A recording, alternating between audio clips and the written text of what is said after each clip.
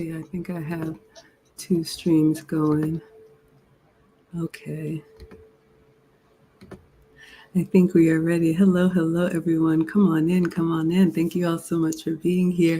Welcome to another episode of The Wives Club. The Wives Club was created in 2021 when I booked a session with the late, great Kevin Samuels, and I asked for his permission to create a community of like minded and marriage minded women.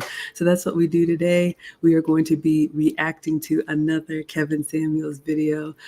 This one was reposted, and it is entitled The Worst Wife Ever. I have the link in the description, so I highly encourage you all to watch it.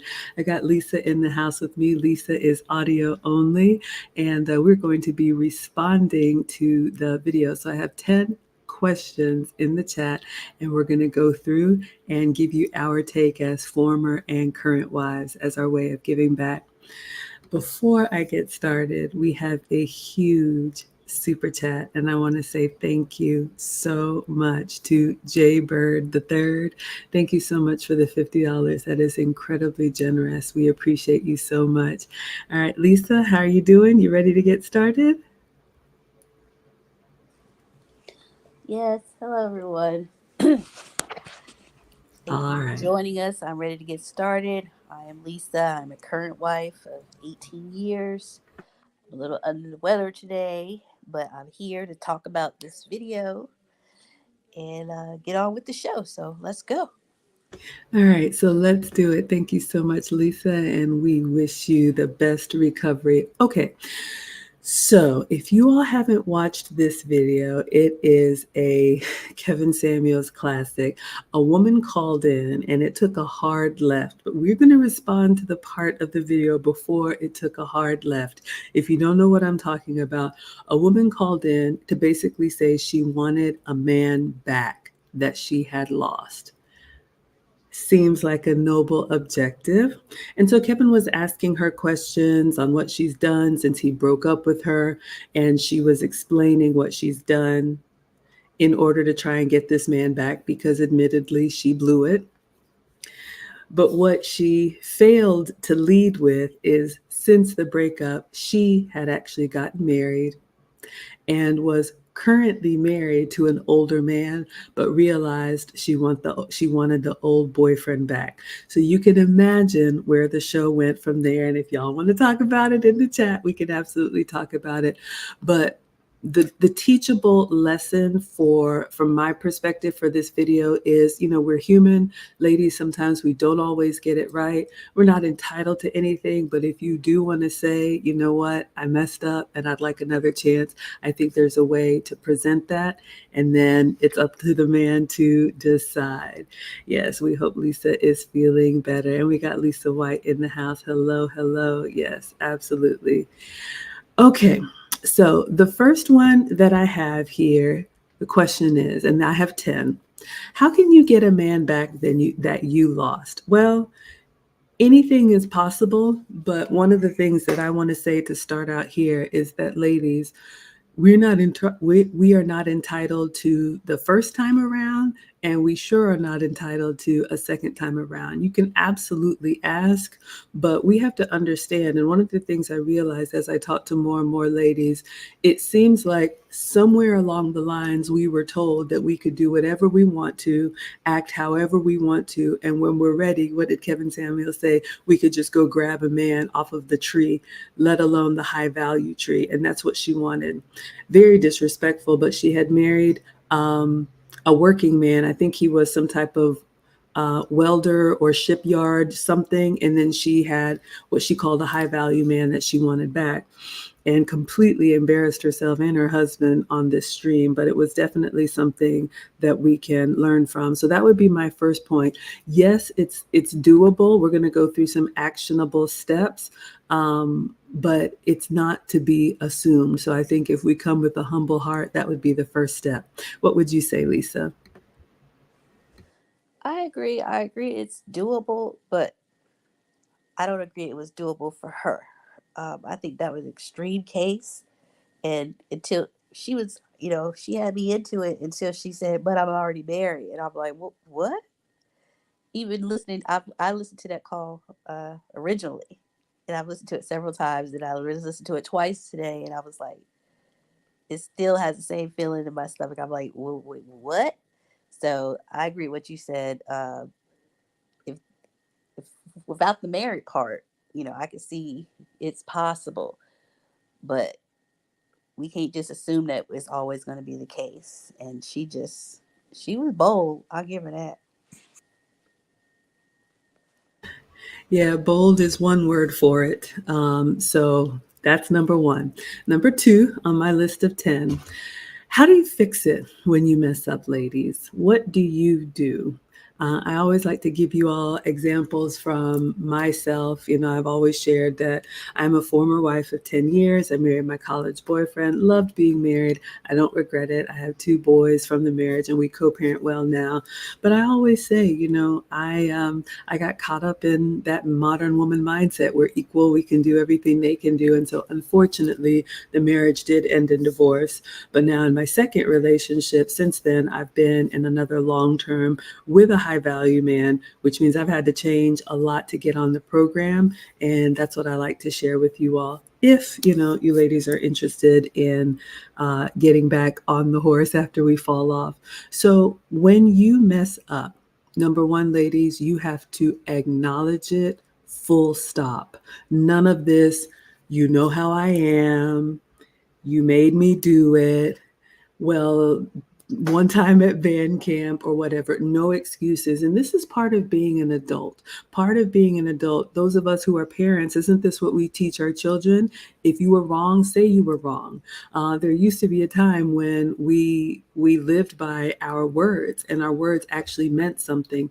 And so all of the weaseling around or being big and bad and bold when you're in the middle of doing the wrong thing and then trying to, cower down behind an excuse when you're doing a fake apology, it actually makes you look worse, ladies. So own it. Say, I messed up. I shouldn't have done that. I'm incredibly sorry. And you lay it right there. Whether or not the other person accepts that apology, it's up to them, but you have to give it with good intentions and a whole heart and take full accountability for what you did. What would you say, Lisa? Yes, I agree. You should fix it. And like I said, when that girl started talking, it was sound like, oh yeah, she's been in therapy for a year. She was fixing it until she said, "But I got married at the same time." And I'm like, you didn't fix it. Her whole story just sounded like a whole uh, redemption story. Like I'm gonna go show him I can still get somebody and prove I've still got value, but that's not the value he's looking for apparently. So yeah, if she was going good until she said I was going to therapy, and then I was like, okay, but she didn't really fix it. She actually, I believe, made it worse for the situation, made it worse definitely for herself, and not no less in front of millions of people. So she is definitely somebody I would love to find out what happened to. But anyway, that's what I say. Definitely, you want to fix it, not the way she fixed it, but you need to get it fixed. Absolutely. And ladies, we'll continue on with the list, but Lisa brings up a really good point. The internet is forever. I don't know why this modern generation feels like everything should be for public consumption. This is not on my list. This is just a freebie. It absolutely shouldn't.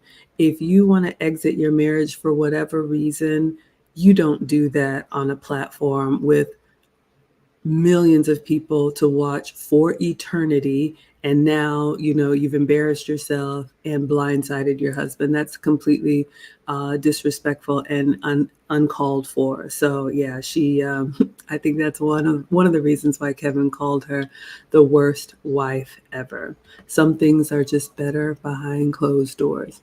Okay, number 3 on my list of 10. How do you acknowledge it? Again, you have to own it and you have to say what you did.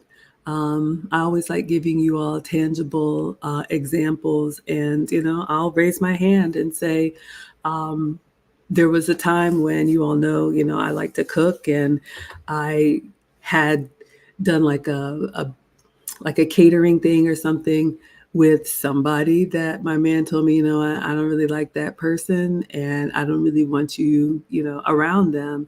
And in my mind, I'm like, all the excuses we do as women, well, it's it's this, we committed to do this event and it's going to be here and there and it'll just be a brief and whatever.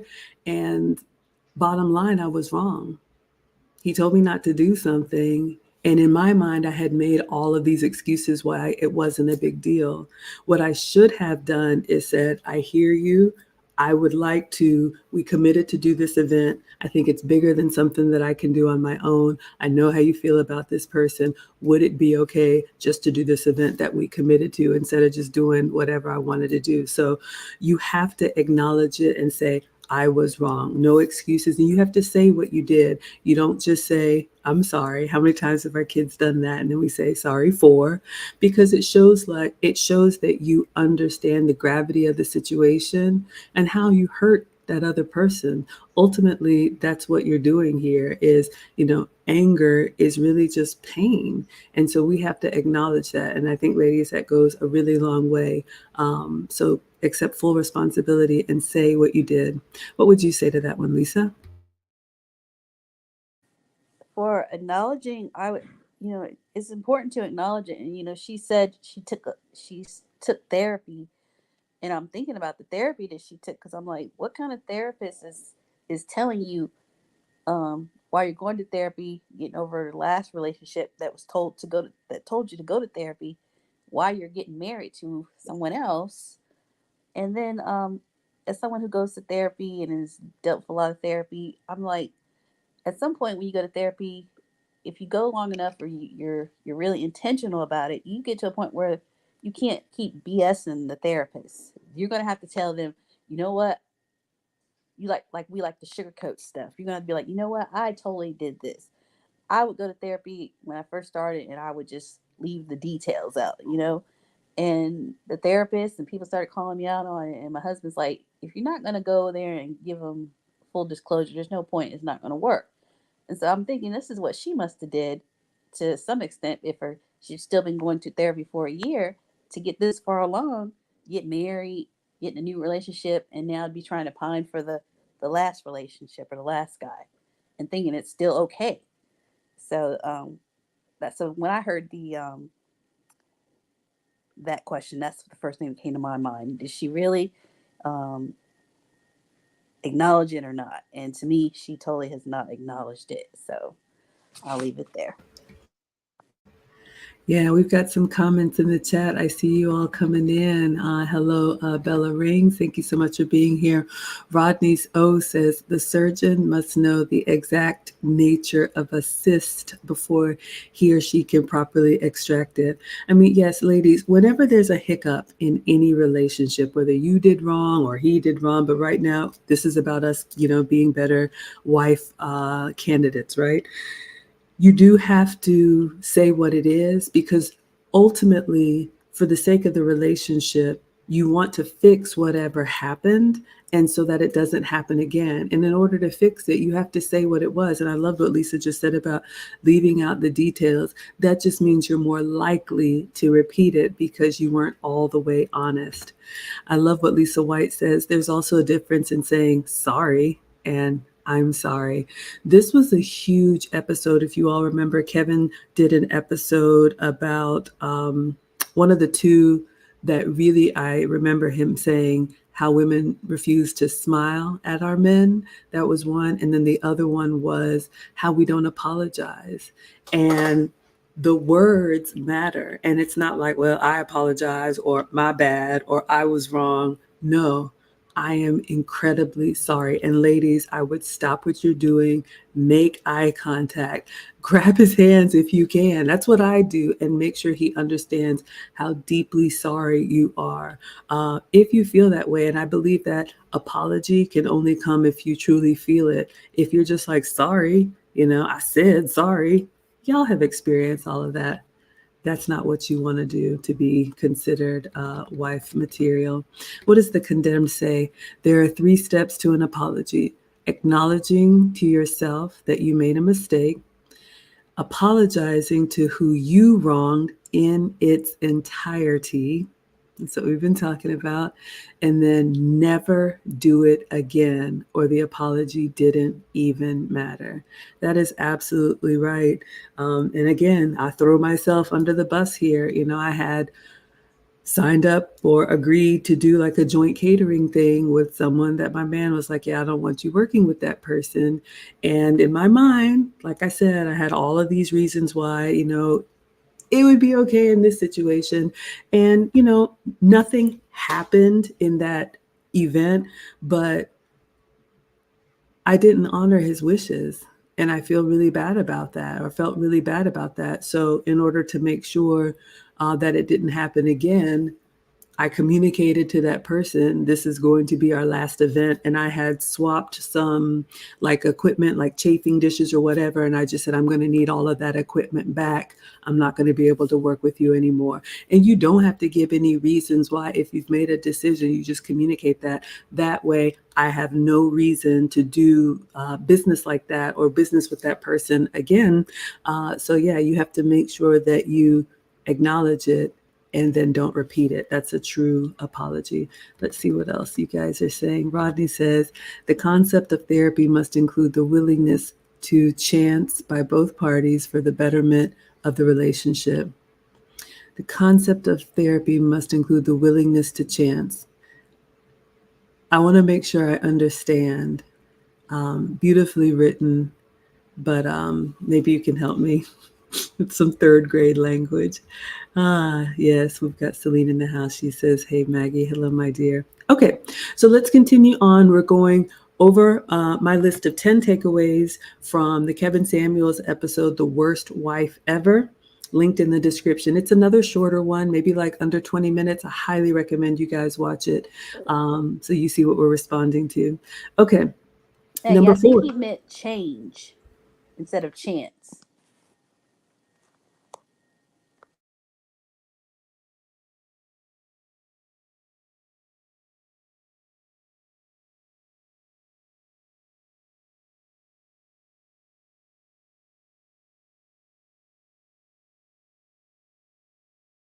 And I'm muted. Perfect. The concept of therapy must include the willingness to change by both parties for the betterment of the relationship. Yes. I was just saying, ladies, see how important one word is. Yes, you have to acknowledge that this was not okay. And ladies, even if you feel like it wasn't a big deal to me, I have so many reasons in my mind why I was like, why is this a big deal? It's just a catering event, it's 2 hours, whatever. But he said he didn't want me to do business with this person. He has his reasons. I have to respect that. Or I don't need to be in a relationship with someone that I can't show respect to. So yes, I love that. Thank you so much. Who do we have here? The International Quiet Storm. I love that. Where in the world is the Quiet Storm traveling all over? He says, sorry, ladies, cooking his favorite meal is not an apology. Men can sniff out a non-genuine apology from the very start. Ooh, I love this. Ladies, it looks like we struck a nerve with the men. Yes, we're going to get to all of the things you can do to make it up, but making up is in addition to the apology. It's not instead of the apology. And I love what the Quiet Storm says here. You're not fooling anyone, ladies. You're not fooling anyone, tap dancing around it, playing any games, saying sorry, or any of that stuff. You need to stand just as boldly as you were when you did whatever you wanted to do. When I did that catering event, you need to be just as bold in your apology and own it. That's the only way that it's believable. So thank you for that. Y'all know I love to cook a meal, but it doesn't count as an apology. We got Lorinda in the house giving us love. Thank you, Lisa. I'm always struggling, y'all. There's a lot of buttons here. I'm trying. Yes, the condemned says the Quiet Storm says that part. They think they're slick. Oh, ladies, you see what the men think about what we do? Yes, words do matter. Man, y'all are coming in hot. Bella Ring says this is an excellent topic. I'm so glad it's helpful. Okay, so let's continue on. I've got 10 things, my takeaways from the Kevin Samuel video. So we're up to number 4. He may not be single and available. This is a big one, ladies. Now, we talked about an apology in general, but specifically to this video, a woman had called in because she had a high value man. She blew it. He gave her some feedback. He told her to do some things. She didn't do it at that time, and so he left. She also moved on too, but now she's regretting her decision. How many times have we seen that in pop culture? So the point about he may not be single and available, I still think you apologize if you know you were wrong, but circling back to number 1, ladies, we are not entitled. And like Kevin Samuels always used to say, we control access to intimate relations. Men control access to relationships. So if a man has not established it, and I know some people came at me for this one, but I stand on my square. If a man has not established, I belong to you and you belong to me, you're not in a relationship. Even if in your head you've already walked down the aisle and had 3 kids and all of that stuff. When I talk to women, and I'm one in particular, and she says, "Oh yeah, my man, my man, my man." And then I just stopped her once. I said, "Does he call you his woman the way that you call him your man?" And she just stopped and she was like, "No, he doesn't." I said, "You're not in a relationship. So ladies, we can't just assume we can just put that net on them and they belong to us. That's not how it wants. In relationships, we want their name, we want their ring, we want their covering, we want their provision, we want their protection. So they get to choose." So he may have moved on. And hear me well, ladies, especially young ladies, when you're dealing with a masculine man, they're usually meant a few words. So they're not going to tell you 4, 5, 6 times. Have we not seen that in pop culture recently? So you really need to listen and don't assume you're going to have another chance at this, because he can and probably will move on and find someone who will get on his program. What would you say to that one, Lisa? We're on number 4. He may not be available or single. Yeah. Yes. To me, whether he's available or single is besides the point. But when she reaches out to this guy and be like, you know what, I did what you said. I went got therapy, but I also got married to this 25-year-old older than me man, and then it didn't work out, so I decided to call you back. I think she's gonna be in a shock to find out he's gonna be like, well, you're not what he's looking for. So it's gonna be. To me, I just saw a lose-lose situation. It's just funny that she didn't realize that. So that's what I got for that one. All right. So let us continue on in the list. So we have 10 things we're reacting to. We are up to number 5. So I had a question for you all. Is there a timeline for an apology? And I'd love to know what you all think in the chat. I'll give you my reaction to this. So per the video that we're reacting to, a woman was in a relationship and the man had given her feedback a year ago. And the feedback was, you need to get your stuff together. You need to go to therapy. From what I gathered from that call, she was talking a lot about previous relationships with her current boyfriend. Ladies, men don't like that. You need to get your stuff together, do whatever you need to do to heal. But what did Kevin Samuel say? You don't make the man of the future pay for the sins of the man of the past, or something like that. I know I've butchered it, but if you are not ready to be fully present and give your full attention to the possibility of a relationship with the man that you're taking up his time and his resources, you need to remove yourself from the dating pool. I actually told one of my consults that recently. She told me, she said, you know what? I went out with a guy. He checked all of my boxes, and something about I just couldn't do it. I was like, why not? Come to find out, she's still entertaining her ex and wondering if there's still hope there, when he has told her flat out, I don't want a relationship. I just want something casual. So, ladies, there was a term that Kevin Samuels used to use called alpha widowed, and I had never heard that. But if you allow yourself to be damaged. And we all learn from relationships. We've all had our heart broken, but the damage lingers if you don't address it. And that's what he told her to do. So now a year later, she's like, okay, I got myself together. I went and did that therapy. Oh, yeah, I got married too.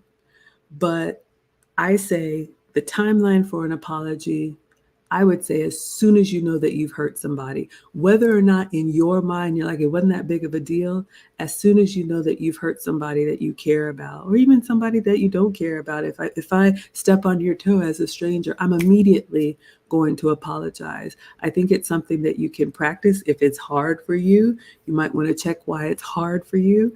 But sure, if it's a year later and you want to say, I'm so sorry, I wasn't ready, I'm ready now, you can offer that, but there's no guarantees. What would you say to that one, Lisa? Well, even the fact that it was a year later too, and she didn't really do what he asked to get the therapy. Kind of, a lot of times get the therapy, work on yourself. She jumped right into another relationship and got married. So now to come to this man again now and say, hey, 18 months, a year and a half later, I'm newly divorced, or I want to be divorced, and I was just married. So now you're not even marrying somebody who was, you're going to be you're going to have an ex-husband. You're going to be someone's second wife, or, this will be your second marriage. So all that newness that you were provided earlier, um, she's different. He's different. And then now she's got baggage. So she's acting like she's a brand new penny, and she's not. That's the other thing I was thinking about when she was. I'm just like, you just. I don't know. But to me, she just thinks too highly of herself, and she doesn't really. And I guess this guy just supposed to be like, oh yes, this is exactly what I want now. So this one got me good. This y'all, I can't. Okay, let me keep going. Bye. Yeah, I love what Lisa's saying, and I'm going to pull up you all's comments as well. But there was an old commercial. I can't remember if it was a deodorant commercial or whatever, but you may have heard the words, you never get a second chance at a first impression. And so that's why it's so important. And ladies, like my man says, fair is a place where they judge pigs. Okay, so enough with this. It's not fair.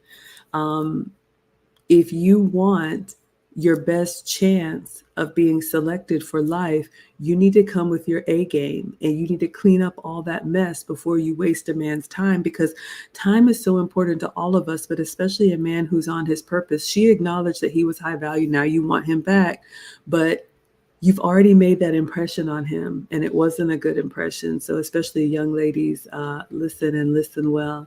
Let's see what you all are talking about here. Rodney says, we men and women must be emotionally available to each other. If not, we shouldn't be dating. 100%. And it's different, men and women, but I agree. Ladies, the purpose of dating is to see if you are a match for long term or marriage. That's what we promote here. I don't believe that just casual dating or going out for meals or whatnot, in my mind, and no judgment, it doesn't make you better or worse, but it really does waste your time and it wastes his time. So if you know you want a real relationship, you should date with intention and you should show up as your best self every time, because that ship could sail and then you find yourself, coming back to the internet asking for another chance. What does Lisa say? So very true. It's very unfair to drag baggage into a new relationship. Yes, ladies, it's just, and her poor husband. Oh my goodness. She said he was 26 years her senior. So you've gotten an older man who's looking to live his golden years and, live in peace. And here you are on the internet saying, can you help me get the old boyfriend back? That is just tragic. So tragic. Rodney says apologies should not have a timeline because a real apology takes time to be authentic. Excellent perspective. Yes. And sometimes, ladies, sometimes we realize later on. I can honestly say, I'm almost embarrassed to say, but having boys as a mother, I see things now. Like, for example, you all know, I was young and I was that wide eyed little girl and I was just thinking, oh, your first boyfriend, your high school sweetheart. We're going to get married and have babies and all of that. And it does happen for some people, but I realize now the pressure that we women put on men when they're not ready. And I would never want, now that I'm a mother and I see my boys having their first girlfriend experiences, and it's just like the stress in their little lives, I'm just like, wow, yeah, I get it now. Like Kevin said, especially when a man hasn't established himself yet, women, we can be a distraction because we take time, we take focus, we take resources. So, not that it deserves an apology, but sometimes you do realize your wrong thinking later in life. So if you can apologize, you apologize. But I like to take that newly learned knowledge and make sure that I prepare the boys, of course, with their father, that you got to be on your purpose. What does the condemned say? There's no timeline for an apology. Once you wrong me, I will process and forgive you within moments of the wrongdoing. But I won't forget what you did. I'm petty. Look, I think there's another one going around. People forgive, but they don't forget. I just think it's part of the human experience, right? When someone wrongs you, it hurts, right? Even if you don't show it on the outside, it hurts. And so when you see that person again, it takes a long time to you may never get over. There's some things I agree you just never get over. But I was listening to a femininity podcast earlier just about the way you show up with first impressions. And if a first impression is good, how it's lasting. But if a first impression is bad, it takes 8 more moments of good and experiences of good to kind of replace that. So ladies, you're not just done when you apologize. We're going to get into more of it, but you need to fill that void and fill that hurt with goodness to get back to where you were, not better. You got some making up to do because you're in the hole. You are in the hole. Let's see what everybody is saying. Aaron Laura says it's a great analogy or metaphor. The fair. Yeah. When I say, but that's not fair. Y'all, he's a Southern country, just fair. Fair is where they judge pigs. And I'm like, well, yes, sir, understood. Rodney I like said, that analogy. uh-huh. The one you just said about, they don't forget. I did something like first year of my marriage, and I know why we don't do certain things because 17 years later, he doesn't have to remind me. I just know because I did one thing, and he's like, forgive him, but we don't forget. And it might not be.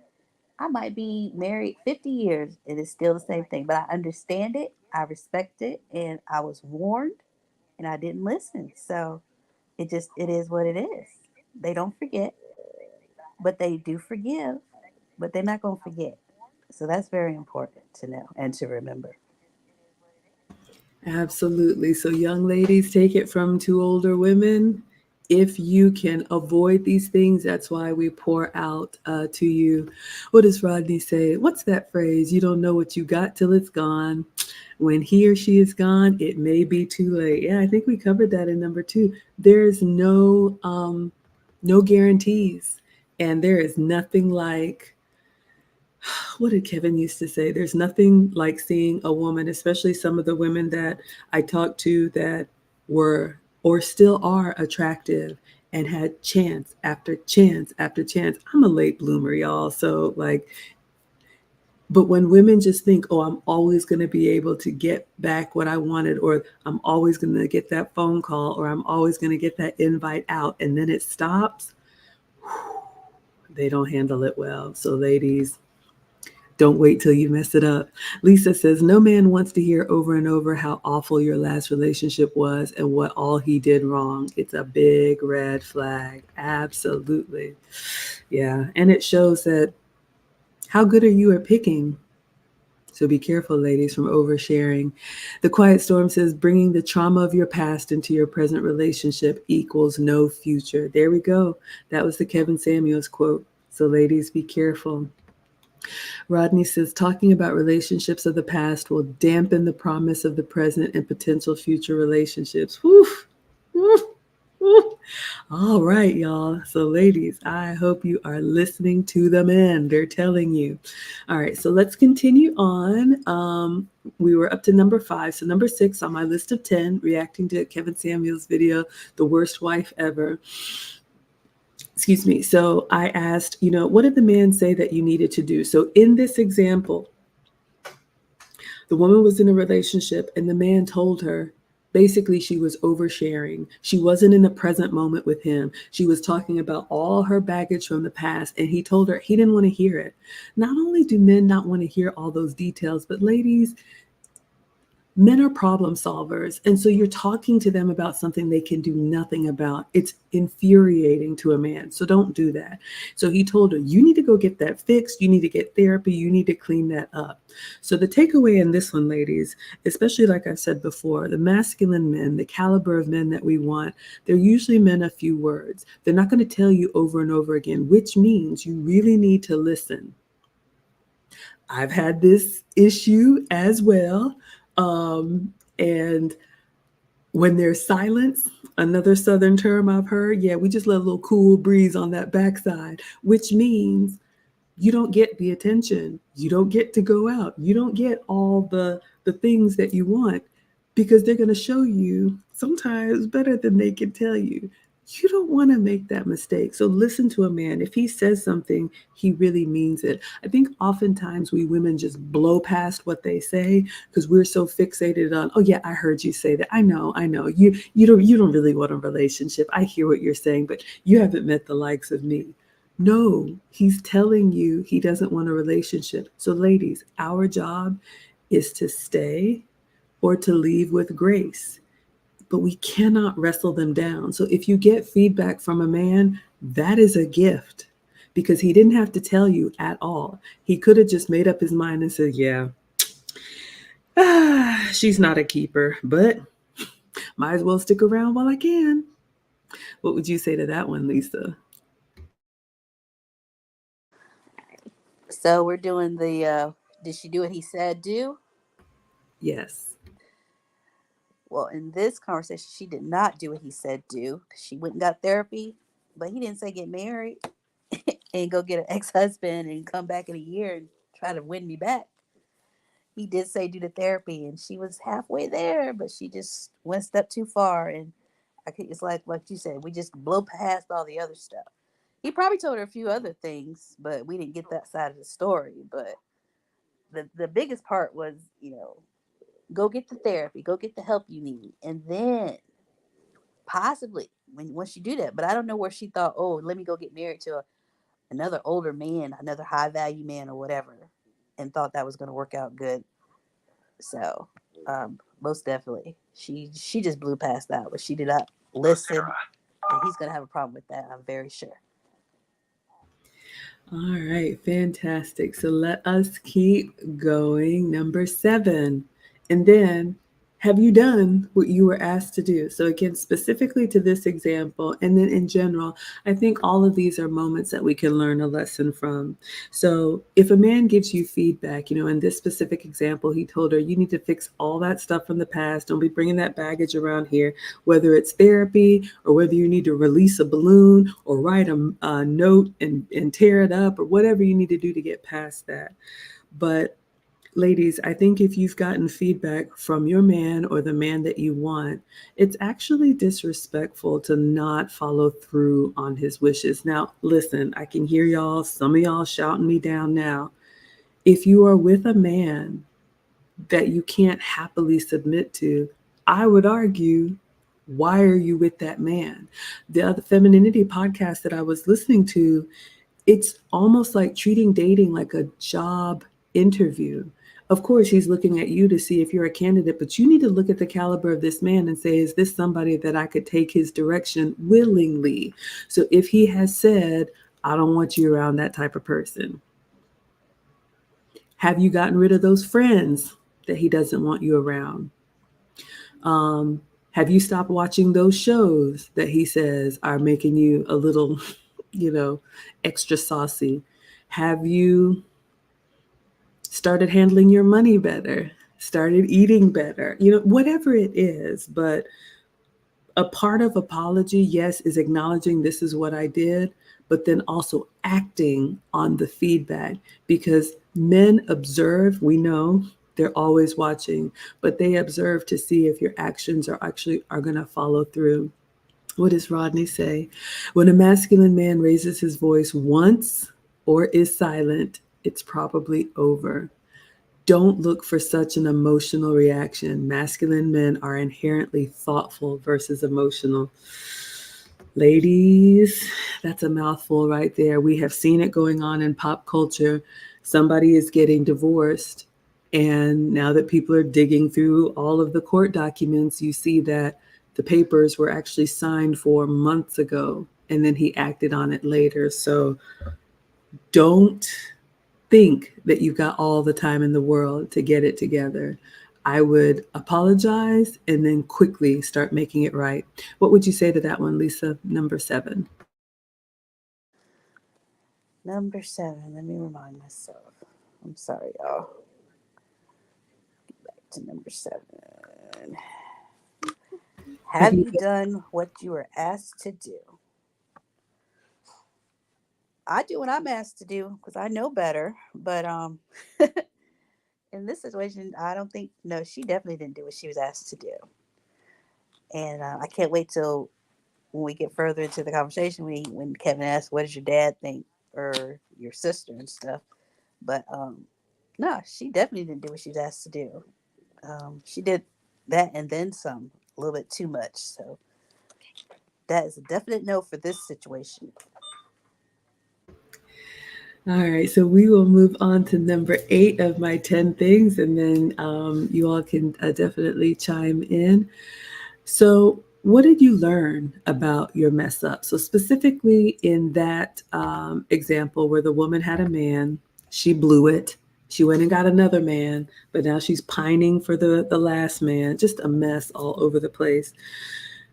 I think whenever we mess up, not only should we apologize and then start fixing our mistakes, but I think there's a lesson in everything. And I'll say that the lesson in my example, this person wasn't the type of support that I needed, wasn't going in the same direction that I was going in, and would have been a hindrance to my progress. But I didn't see it that way. I was like, oh, it's going to be fun. We're going to do this catering event. But my man had a vision that I didn't have. So the foresight, usually one of the biggest differences between us ladies and men, is that we women are very much in the moment, right? That's a very beautiful feminine quality. We live in the moment, we feel things, we hopefully think things, we enjoy, we savor. Men are planners, and they're often seeing things way down the line and planning for things way down the line and clearing the path in order to protect us. So if I'm doing business with someone who's not a good representation of my brand, who doesn't really have the drive or the goals that I do, and he's like, yeah, you need to get rid of that person, and I'm like, but, and now I see he was right all along. So that for me was a huge lesson. If you've chosen wisely, you should be able to trust his judgment and see that he's looking out for your best interests. And so I'm very grateful to have that, so I don't have to make all the decisions. What would you say, Lisa? Yeah, I kind of think of a similar scenario with my own husband telling me, hold on a second, but my own husband telling me that I don't need to get involved in this business venture or something, and me being like, oh, but it's not going to work. And then after the fact, um, it not working like he said. And going forward, he was like, I don't want to have to tell you this ever again. And I haven't had anything come up like that again, but he'll remind me, like, how you want to do that thing, and then we end up having to get rid of it or whatever. It didn't work out. This is kind of similar. So I'm like, oh, okay. And I'll be like, yeah, I'll leave it alone because I respect that we went through this. It didn't work out. I respect my husband's advice, and even though it didn't work out, he's just like, so let's think going forward. Let's not do that. So learning the lesson and like we were talking about, once you're you're showing that you understand, um, that you apologize for something, but you're also showing that you learned from that lesson and you're not going to continue to do the same one over and again. So, like for this young lady, whatever her scenario ended up to be, you know, and we'd love to have you on the show to hear your story. If we find out that she's like, you know what, I did this, it was a mistake, or it didn't work out the way I did, or I had to learn this the hard way, that she goes forward and not have the same issue, whatever the outcome be. So that's what I'd say for that. Absolutely. So, Rodney has an interesting question here. I'd love to know what you all think. I'll give you my take on it. So, Rodney says, in my opinion, men and women must have some degree of submission to each other. The question is, who submits first? What are the signs of submission? Ooh, this is a whole episode in itself. If you remember, there was a Kevin Samuels episode when he said, the children report to the wife reports to the husband reports up to God or whatever you believe. So that's the perspective that I come from. And I share with you all, I come from a very traditional nuclear family, and that's the type of traditional relationship that was my example and what I lean towards. But there is a nuance of that I will share. You know, my man calls it chief of staff, right? So if you believe in traditional roles, or even all the way back to the Bible, if you're biblical, you know, we women are created as a helpmate to our man. I tell young women all the time, so a man creates the life that he wants for himself, ladies, whether he is playing video games and, you know, doing drugs, smoking weed, or whether he's on his purpose and building for the future. This is the life that he has created for himself. Then he chooses a wife to complement him in that vision that he has. Our job as women is to observe the life that he has already created for himself and then decide, is that the wagon that I want to hitch myself to? Or is that what I want to hitch my wagon to? But what we can't do, ladies, is we cannot change him. We cannot nag him. We cannot wrestle him to the ground. But we can definitely be of service and be a helpmate. So my man calls it chief of staff, right? He's very good at some things. He's very decisive. He can look at something just like that and make a decision. Y'all, give me a menu that's more than 2 pages. I don't even know what I want to eat. That's not a strength of mine. But I'm really good taking care of the home, nurturing, making meals, planning, making sure he's getting, you know, doctor's appointments done and running errands and whatnot. So every relationship is different. I understand that. But when it comes to decision making, I believe in submitting to the man because I believe he's got a bigger picture vision than I do. But when it comes to what are we eating, or, you know, small things like that, he's not, you know, you can call it submission, but, you know, I'm chief of staff or CEO of the home or whatever you want to call it. To answer your question about what are the signs of submission, I love this definition from Kevin Samuels. He said submission was peaceful cooperation. So it's not about laying down and just being like, oh, I'm groveling. It's not that. You have a brain. I mean, obviously, I have a full life. You all see me every day. But it's really about being confident in the choice that you've made and saying, you know what? I'm going to let you handle that one. I'm going to be busy doing this stuff over here. You're not nagging him. You're not telling him, well, are you sure you want to go that way? You're going to use that tool? Well, what did they say? That's what I think submission is. How would you answer that one, Lisa? Oh, that was a good question. I agree with everything you said. It's beeping. I agree with everything you said. And I like the way Kevin broke it down, the way he broke down submission. Um, but again, if I guess I always knew what submission was because I was raised in that type of a household where my dad was the leader. My dad said we're going this place or the family's moving. My mom just said, okay, everybody, let's pack up and let's go. And I just had that example my whole life. And just nobody ever questioned it. And so I guess it's kind of hard, but then I think about when I see in my environment around me, and I'm like, well, these people, why are they just so against any kind of submission or, you know, any kind of order is the best way I would put it.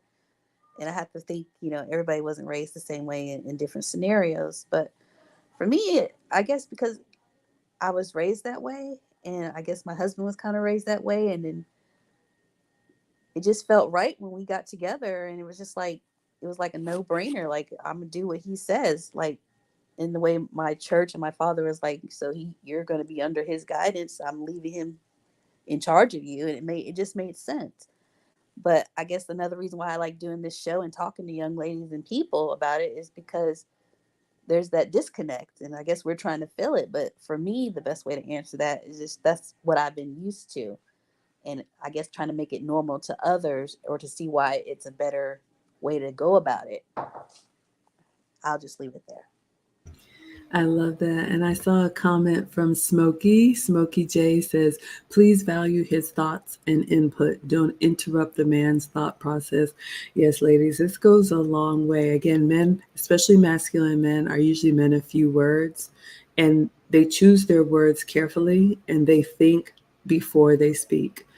I raised my hand to say this is something I've had to work on. As a woman, I used to think as I was speaking. I would just and then try to make it coherent as the words are already coming out. It's very hard to follow, and that's not a mature way of communicating. So yes, if a man is processing, give him time. There's a whole way you can communicate effectively in a relationship, but even part of submission too, just understanding if he says, let me think about it and I'll give you an answer in the morning, let him think about it and don't keep asking, are we there yet? Are we there yet? Are we there yet? Thank you so much for that. Okay, let's see. Number 9 of my 10 things, my reaction to the Kevin Samuels video, The Worst Wife Ever. How do you intend not to repeat mistakes, ladies? That's a big part of it. We've talked a lot about this. So not only the apology, owning it, doing whatever you need to do to make it right, because you're in the hole, you need to get back to where you were. But you need to put things in place so that you never repeat it again. So in my example, like I said, I did a catering event with someone who my man told me, yeah, I don't really want you working with that person. And I did it anyway. Because I thought, oh, it's no big deal. Yeah. So in order to not do that again, and I shared that with you all, I just had to accept it. Whatever equipment, we had shared, I had to say, I'm going to need all these dishes back. This is going to be our last event. Unfortunately, I'm not going to be able to continue doing this, type of work with you. And nobody has to really understand. You don't owe an explanation to any third party, your girlfriends, your guy friends, if you have any, your co-workers, even your parents. If you have chosen to submit to this man and he says, this is what we're doing, this is the direction that we're going. I grew up in the same household. I remember when my dad said, this is what's happening. And my mom, she may not have liked it, but that's how it went, because ladies, we're asking them to protect us to the very end. The least we can do is listen to them. And I will say, if you don't have the caliber of man that you can happily submit to, I would offer that maybe you're with the wrong man. So yes, you have to put things in place. So if that means cutting off a relationship, a friendship, a work relationship, a business partnership, and we're not talking about someone who's going to have you isolated and not doing, anything social. You all know what I mean. We're going to use common sense here, but you need to put things in place. So if you spend too much, what are you going to do? One of the things that I do is like unsubscribe from some of those mails that I would get. You buy one thing and then they're in your inbox all the time. It's like, ooh, I need that. Ooh, I need that. Do I really need to spend on that? So you can start putting things in place to protect yourself from yourself. What would you say to that one, Lisa? Number 9. Number 9, how would you intend to not repeat the mistakes? Well, the biggest one, like we said, acknowledge it. Uh, excuse me, going forward, acknowledge it. Show him that, you acknowledge that what you did, what you don't need to do it. But I think for this one, when Kevin was asking her questions about her family, like your sister, what your sister thinks, she's like, I don't talk to my sister. And she's like, what about your dad? I think the way I took it, her answer is that her dad told her, even though it sounded like he didn't, he was like, her dad said that you've made your bed, you need to lie in it. And when I thought about that, I was like, my dad, having three daughters, he was like, as much as I paid for these weddings and stuff like that, y'all better make it work and stuff, and you better do what you got to do. So I was thinking about that kind of stuff, but I'm like, it it just seemed like she wasn't being. She had that little I'm the only. She had that baby mentality, and the reason I say baby mentality because I'm the oldest of four, and I have younger siblings, and I feel like babies get treated a little bit different in the pecking order than the older ones. And I see it in my family, and it is what it is. But to me, she just said I could tell right away that she was a baby child. And to me, that's what she sounded like. She just baby child mentality to me. So I guess the best way I can answer that is her father seemed to tell her what to do. And I think when her coming on Kevin's show and saying what she said was totally against what her father had already given her the answer. And a lot of times when I say people come on Kevin's shows because they don't have that father figure in their life. Apparently she did. He already gave her the advice, and she's still on the show talking to Kevin like okay. And that's when Kevin was like, "It's time for you to go. You're the worst because your dad told you, I've told you, you should know better. But since you don't, you're the worst." So, unfortunately for this case, it doesn't sound like um, she definitely didn't take the advice. So here we are with it, talking about it now. But that's just my take on it. And this really got me, y'all. So I'm sorry if I can't answer these questions with the best composure. All right, thank you so much, Lisa. All right, so let's see what you all are saying, then we'll get to our last one, number 10. Women says women should look at a man to see if he is really in submission to God or a higher power. If a man is not in submission to God, how can a woman be in submission to him? Fools go where angels. Yeah, I hear what you're saying. I mean, I know we have all kind of different faith backgrounds here, but I understand and I agree. A man, and I would argue that men learn early on that they're not the best thing since sliced bread. The way boys are raised, the way men have to, the 10 years of heads down and getting it out of the mud.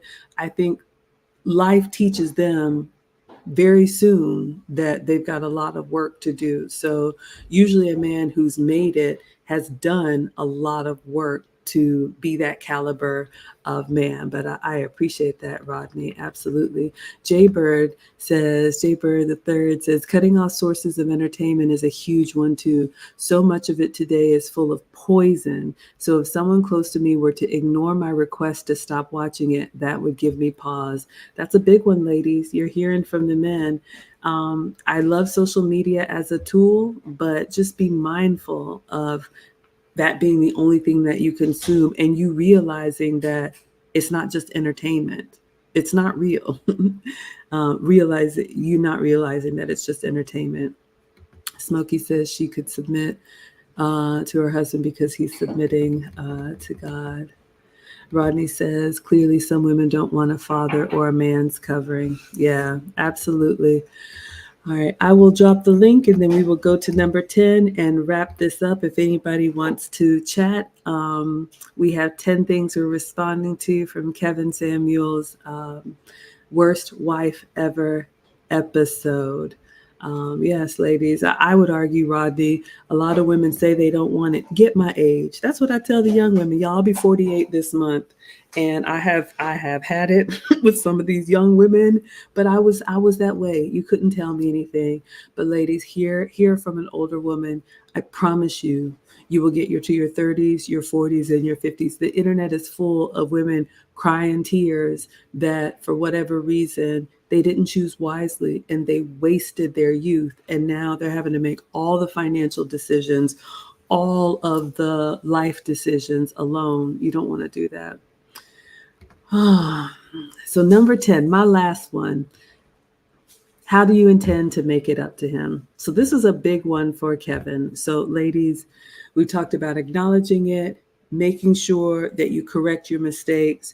And I would offer, not only do you need to get back to where you were in order to make it right, it's not just getting back to normal. You need to go above and beyond. And now is the time, once you've fixed it, once you've acknowledged it, if you want to do those extra things. Another Quiet Storm said make a meal.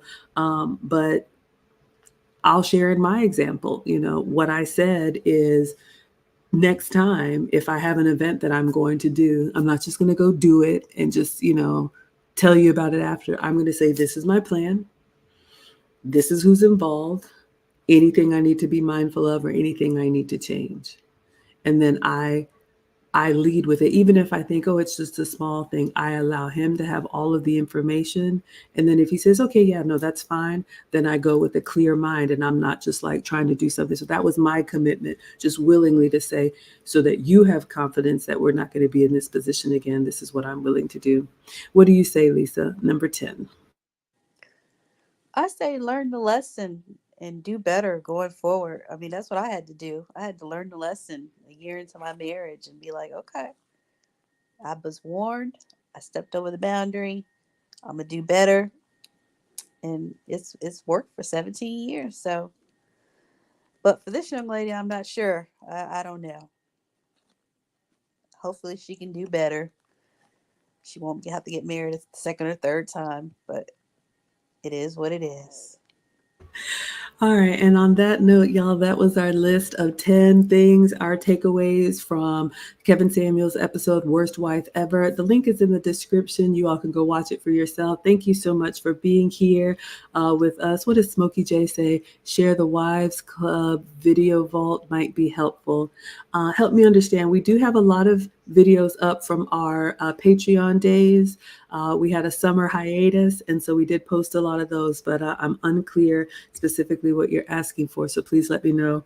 Rodney says epiphanies are better learned from observing others' experience versus our own personal experience, but the choice is yours. Absolutely, and that's why we do this. Y'all, we could be living our private lives, believe me, but we all have a heart, especially for our young ladies who didn't get this type of coaching. So the Wives Club is here for you every week. We're here on Fridays in the evening. We're always responding to the late, great Kevin Samuels, and I'll always be grateful to him for giving us his blessing. He actually came up with the name, The Wives Club, and even though he is no longer with us, his message lives on. So with that, we're going to go ahead and let you all have your Friday evening, and we will see you back on the next episode of The Wives Club. All right.